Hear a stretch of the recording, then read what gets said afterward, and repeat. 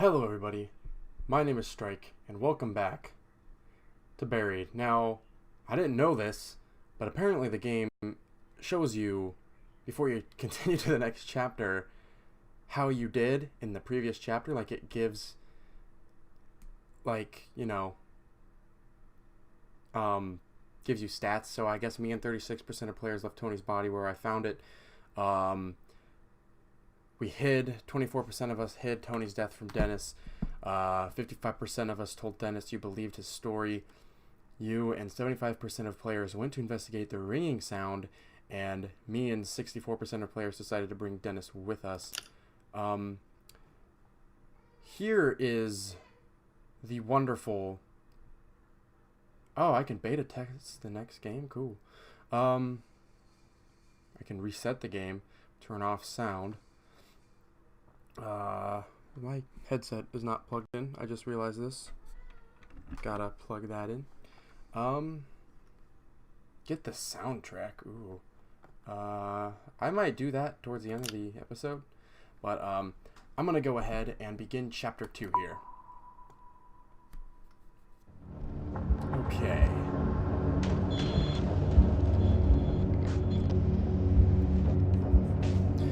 We're standing on the thin platform of what looks like a fancy subway.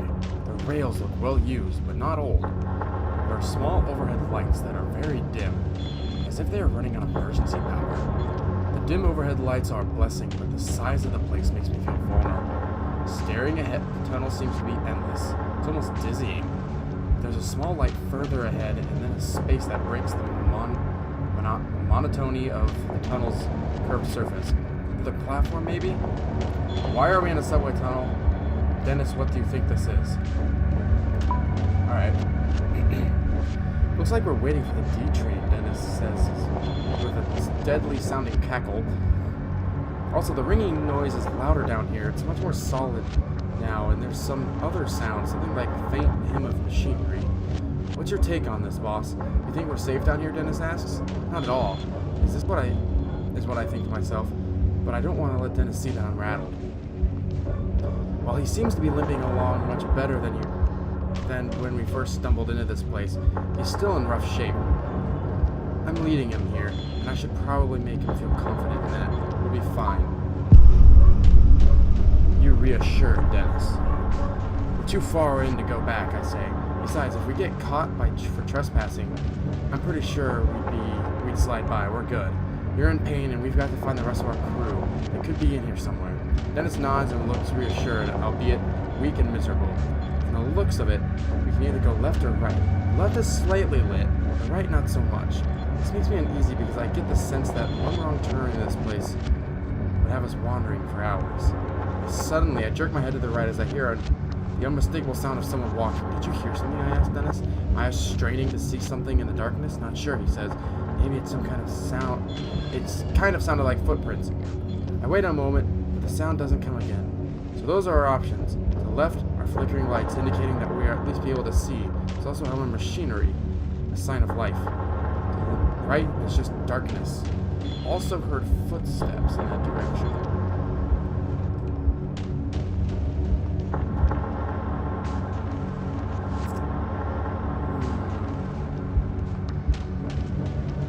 I want to find the person, but I'm really curious as to what's left with the machinery.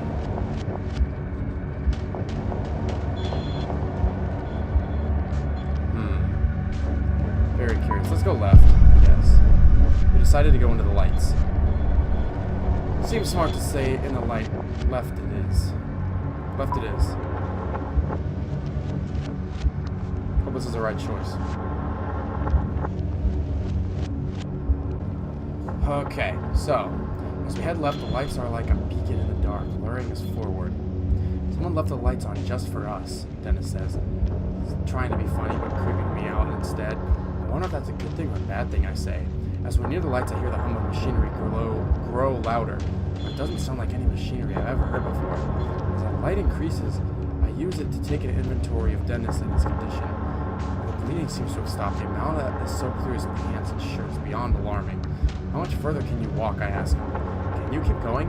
Yes, Dennis says. Let's walk into the deep tunnel that has no business being here. Now, fully stepping into the light, I notice that the sound of machinery is coming from an area to the left that is protected by a guardrail. Wisps of bright blue light dance around the walls as they leak out from whatever is below. I notice a posted sign that says danger, severe radiation poisoning threat. Stay back and move on. Let's not go near the radiation poisoning.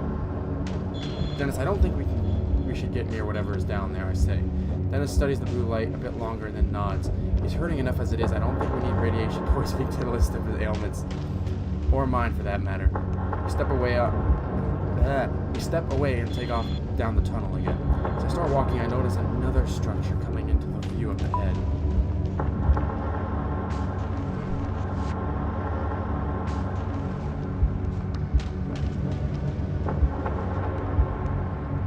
As we head further into the tunnel, we reach another platform.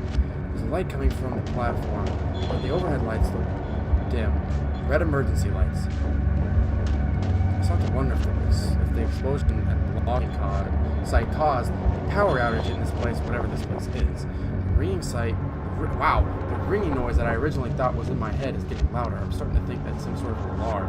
When we come to the large open area ahead in the tunnel, it further resembles a subway station. As much as I try to ignore the reality, it's undeniable. We've stumbled into some sort of high-tech transportation system that is buried beneath the forests of Kentucky. It makes absolutely no sense and creates an entirely new sort of fear as to what the hell we have walked into. I notice that Dennis seems confident, though. When we reach the large opening, we have to climb over the rails up onto the platform. I have to help Dennis over the rails and then up the small utility ladder that is bolted to the opposite side of the travelway. You know what, Dennis says, exasperated? This is ridiculous. I quit. I'm not going any further. On top of worrying about my crew and the madness of where we are, I'm not in the mood for Dennis to act like a baby. I'm gonna comfort him. I'm not the one with the gash in my side, I think to myself, so I decide to cut him some slack. Damn, boss, sorry, he says. It's okay. I say, I don't know how you're still on your feet, if I'm being honest. Stubbornness, he says with a weak laugh. You need a minute to rest? I ask, as warmly as I can muster. No, if I sit down to rest, I'm afraid I might not get back up. Let's keep going while I still can go. I reach down, help him to his feet, and then get ourselves to the platform. Right in front of us, there's an entrance to a long hallway exiting the platform area. It's at this point I realize that those red emergency lights might be on for someone else who's actually supposed to be here. Stay quiet. Stealth tactics. I'm not sure if I want to alert anyone of the fact that there are two strangers in this secret place. The thought of hearing a scream, even my own scream in this empty place, is too much to bear. Emergency lights continue to flicker over the casting a sick sort of pinkish light on everything. My mind is racing with what sort of place this might be. It's obvious that it's meant to be a secret.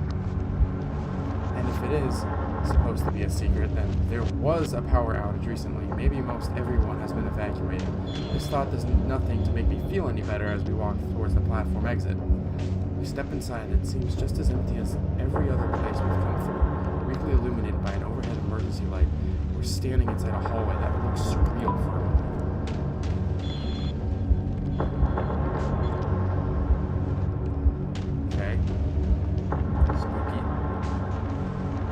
Reminds me of a hospital wing, but there's something not quite right about it. It's the first clean and tidy area I've seen since coming to the woods. It looks like it was recently in use, despite the dim emergency lights overhead. There are chairs against the wall. The floor looks well cleaned, as do the walls. The ringing noise is definitely coming from here, and a small red flashing light along the ceiling seems to flash along with it. That ringing noise is an alarm, I say, if only to cover my own thought. But for what? Dennis asks. And then he asks a question that has been on my mind since I found the little building in the woods. What the hell is this place? We exchange a look that speaks volumes. We reach the end of the hallway and hear a sound like a large metallic grinding. This is followed by a clicking noise, like the unmistakable noise of a generator kicking in. Oh boy. Oh, there we go. It's nice.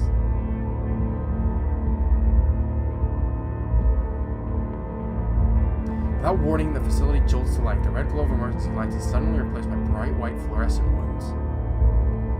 The mechanical hum is oddly comforting. Somehow the power brings just Hassan.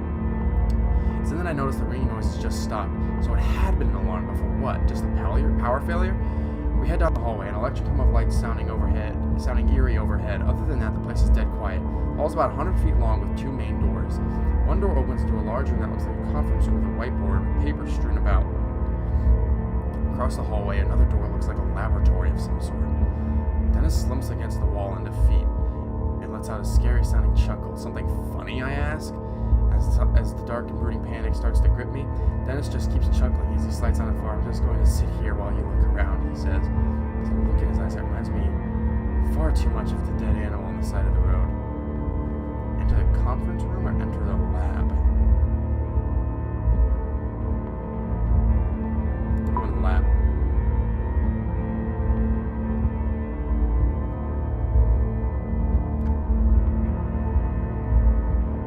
Conference might have, like, walking inside, I see small vials and glass containers held in a clear glass case. Everything is either glass or silver. It doesn't feel like dirtying the place up. I notice several test tubes and glass cases, as well as some sort of tube system that seems to have clear fluid trapped inside of it. In the back corner, I find a laptop in screensaver mode. Laptop. Hit enter and the key in the plain gray background pops up. There are several icons and folders to choose from. I click a folder labeled Test 1.5 Ethos. A few documents are filled with formulas and names I mostly don't understand, but there are some things that are easy to understand, things that make my blood go cold. Subject number 6, cause of death, embolism or aneurysm, or both. Ideas for new delivery modes, spherical, liquid, induced comatose state first. TerraCore Company, possible plutonium supplier. Look at the tubes before we leave. I can't help but check out the test tubes. They're all filled with varying green and light blue fluids. One of them looks to be some sort of glowing dirt resting in the bottom of it. Another holds what looks like a grasshopper submerged in liquid, only it's the strangest grasshopper I've ever seen. At first it looks like it's expanding and contracting like a blowfish, but it contracts so much that it vanishes completely. As I look closer, it springs back into existence in a completely different test tube, and I'm embarrassed when I actually jump back. I take another look around the lab, trying to piece together what might have been taking place here. I smell some sort of chemical in the air, and it makes me think that someone has used this lab recently. Outside in the hallway, I hear Dennis grunting. I head out of the room to see him still seated on the floor. But I don't get very far because as I exit, a man comes rushing around the corner with an automatic rifle in his hand. Oh God.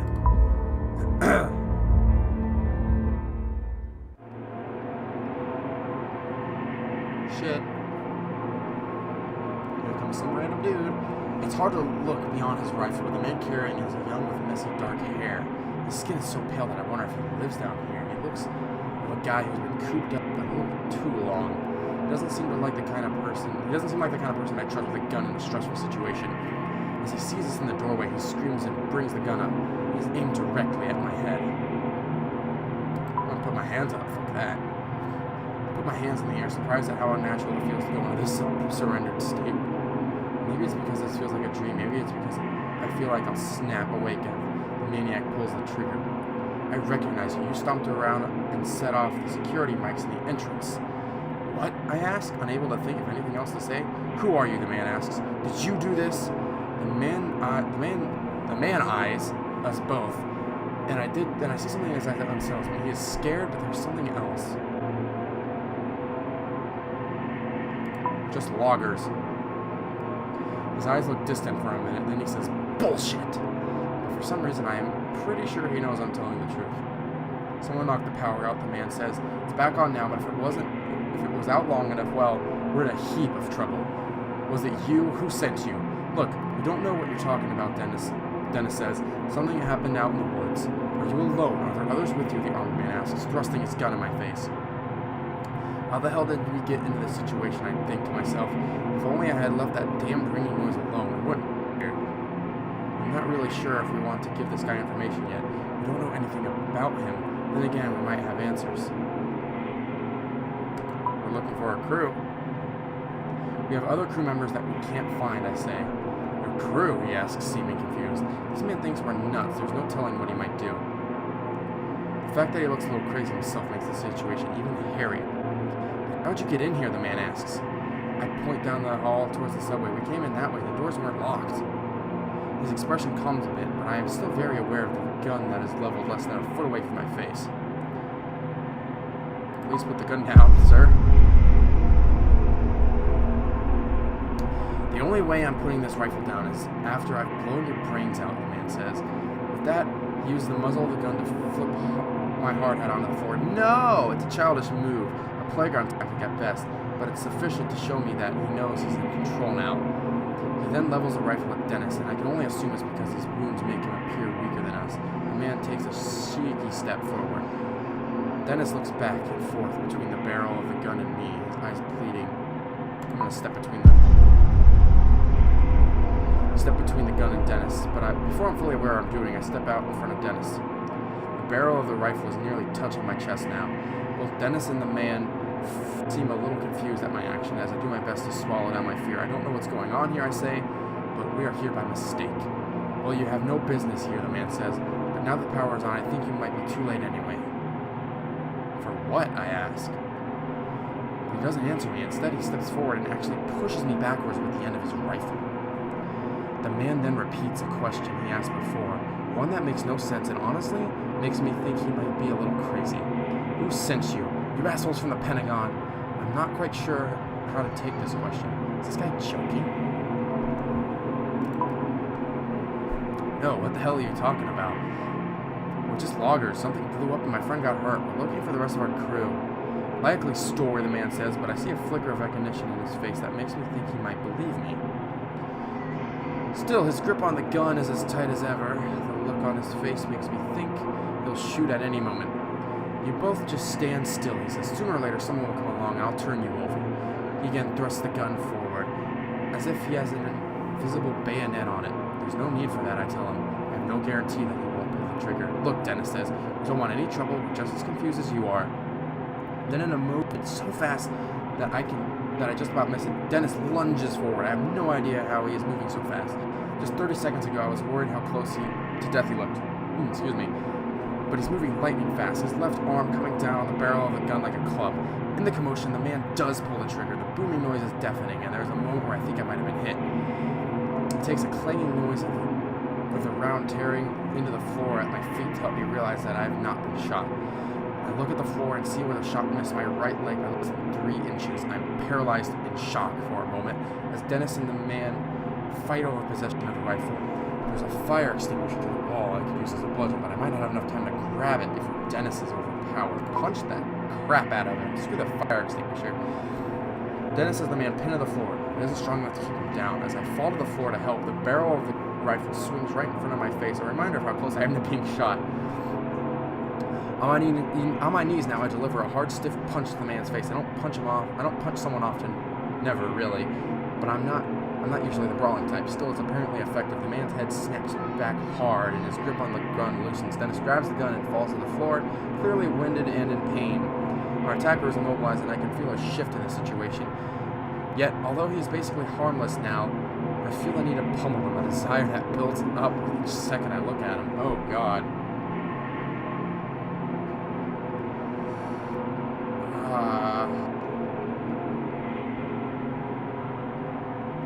Let's step back. I don't feel like that's a good idea.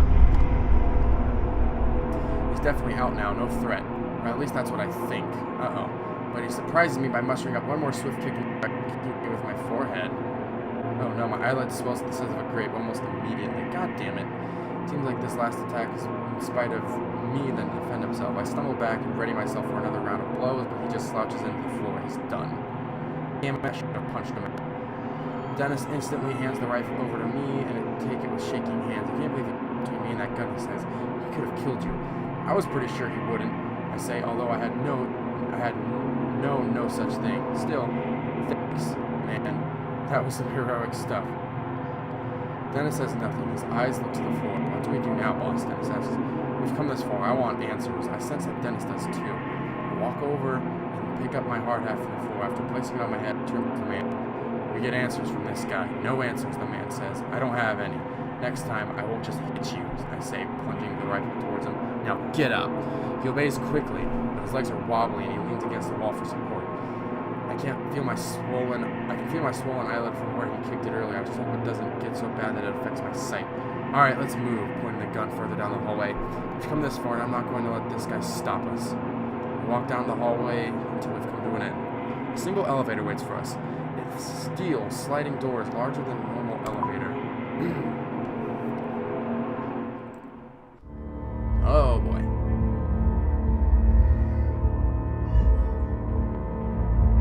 Before I get into the elevator with this guy, I think it's wise to learn a bit more about him. I can tell it's making him uncomfortable for me to have the gun. What's your name, I ask. Marcus. And you work here? It's clear that he doesn't want to answer, but he gives us a little nod. We're looking for the rest of our crew. Any idea where they might be, I ask.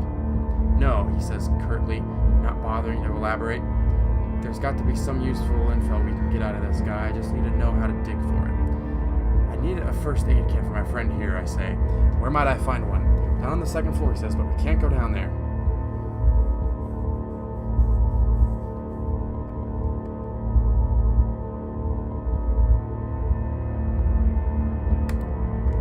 I don't know what else to say. He looks at me like I'm an idiot. You must be aware you're inside of a classified government facility, he says. It makes sense, but I want to doubt it. Well, I'm sure our government would want you to help save my friend, so take me to the first aid kit. I can't, he says. You don't have clearance. Hell, I barely have clearance. Then, seemingly to himself, he mutters, I make this place run. And not even a thank you, just a bunch of restricted access rooms that I'm only allowed to get into with a frickin' chaperone. I interrupt his monologue. We're going to get that first aid kit. I could lose my job, he says. I wonder for a moment that sort of trouble what I could get for hitting a government employee. This makes me glad I took it easy on him. Then again, he had come out of this with a rifle. It makes me think that things have gone terribly wrong in this place. And the explosion in the woods, or whatever the hell happened, might be linked to it all. I need to convince him to take us to the second floor, and I'm not sure if it would be more productive to threaten him or ask him for sympathy. I could threaten him, but I'm not sure what kind of good that would do. I feel like if I threaten him... See, if I just ask him, he might be meh about it, but if I threaten him, he could also be really stubborn later, so I'll just ask for help. Look, I say, it hasn't been the best day. We're just trying to find out what's going on, to find our crew, to survive. I know this isn't a normal situation down here. It looks like all of your protocols have been blown to hell. Can't you just help us out? He looks at me sternly, weighing his options. All right, he says. Thank you, but day. With an untrusting stare, Marcus walks to the elevator door, forcing a small keypad by the doors. He punches in a numerical code on the keypad, and we hear a slight mechanical hum behind the steel doors. After a few seconds of angry glances and frightened sneers from Marcus, the elevator arrives. The steel doors open with a whisper, revealing the interior. Uh-oh. Phone's blowing up while I'm recording. It's exceptionally well, and it looks like it might be made of stainless steel. I half expect the thing to take off at the speed of light. There's another small keypad on the front right panel of the door by the door with the options for 3 sub-level floors. Looks like this elevator doesn't go to the surface. So after we get to the first aid kit, how do we get out of here? We can't leave, Marcus says. Once the power came back on, the whole place was put on lockdown. What? I shout. Can't you override it? No, it's to prevent anything from getting out. I can't. Marcus looks as deflated as Dennis. We can't get out. We're stuck here. Dennis leans into the corner and almost falls onto the floor. The struggle for the rifle took a lot out of him, and I can see that much on his face. Slowly we start to move down. The hum and grind of the car's motors fill the place. Okay. What can you do? Marcus bristles at the question, but I think it's fair. I mean, he's not allowed to unlock the doors or even give medical supplies. Why can't a guy around who can't grab a band-aid without permission? Wait. Why keep a guy around who can't even grab a band-aid without permission? Without me, nothing would get done here, Marcus answers me. These people think they're so brilliant, but some of them can barely turn their computers on without help. The top coder in my class at MIT, and I'm stuck living underground helping idiots who don't even trust me with keys.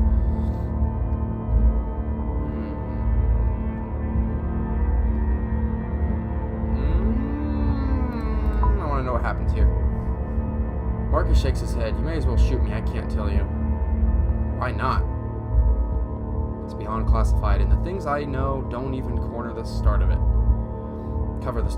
What does that mean, I ask, starting to get irritated. It means even if I wanted to tell you what sort of work is done here, I don't even know enough about it. How big is this place, I guess? It's a government facility that higher secrecy, Marcus says, a research facility. It goes 4 stories underground, and quite frankly, it scares the piss out of me to think that you two got in here so easily. Why is that, I ask?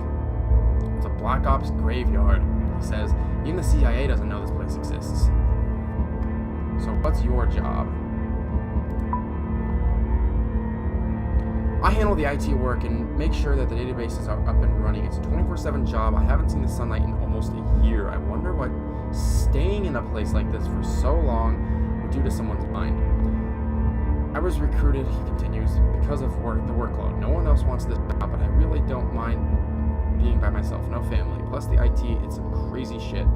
Crazy how? This place generates over 100 terabytes of data per day, he answers, getting the slightest bit excited before his face falls again.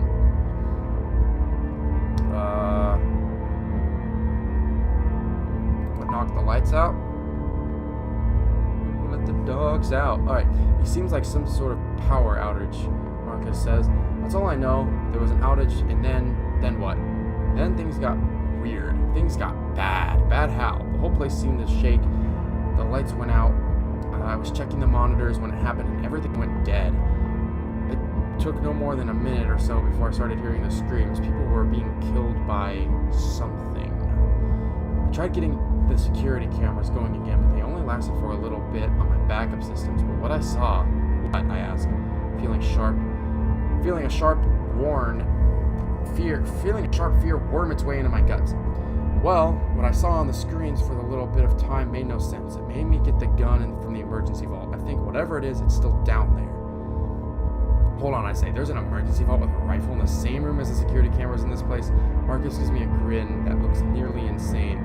There are guns locked away in every room in this place, just in case, you know. Just in case of what? Just in case of what?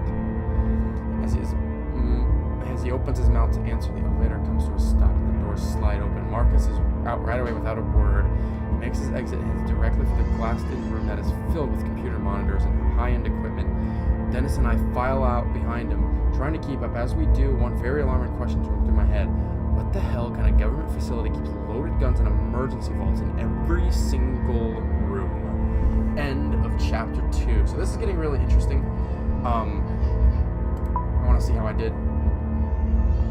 And we will continue chapter 3 in the next video.